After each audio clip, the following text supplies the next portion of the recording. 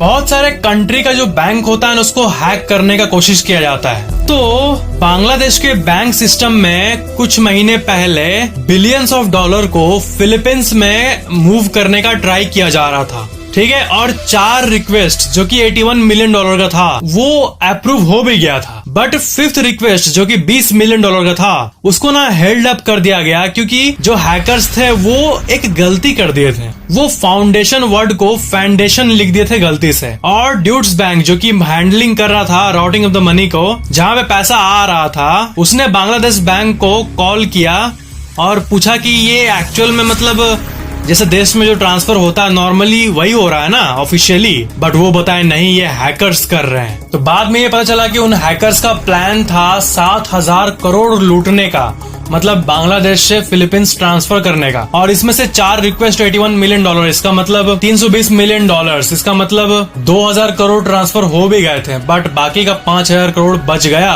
क्योंकि मक्खन की तरह ट्रांसफर होते जा रहा था। बट बीच में जो होता है ना स्पेलिंग मैच होता है अकाउंट ट्रांसफर में, उस स्पेलिंग मैच में फाउंडेशन को फाउंडेशन लिख दिया था, इसीलिए आपको थोड़ा कॉम्प्लेक्स लग रहा होगा। बट देश के जो बैंक होते हैं उसमें हैकर्स एक देश से दूसरे देश के बैंक में ऐसा हैक करके ट्रांसफर करने का कोशिश करते रहते हैं, ऐसा न्यूज आते रहता है। बट ये $1 बिलियन का प्लान, 7,000 करोड़ किसी देश से चोरी करना, किसी और देश में ले जाना, ये आज तक के सबसे बड़े प्लान्स में से एक था। और ये हैकर्स की, चोरों की एक स्पेलिंग मिस्टेक जो कि कंप्यूटर में हैक करते टाइम वो किए थे, उसके चलते रुक गया। कई बड़ी बड़ी कंपनियों के सीईओ सैलरी के नाम पर सिर्फ $1 ही लेते हैं, जैसे कि फेसबुक के मार्क जकरबर्ग, टेस्ला और स्पेसएक्स के एलोन मस्क और इंफोसिस के नारायण मूर्ति।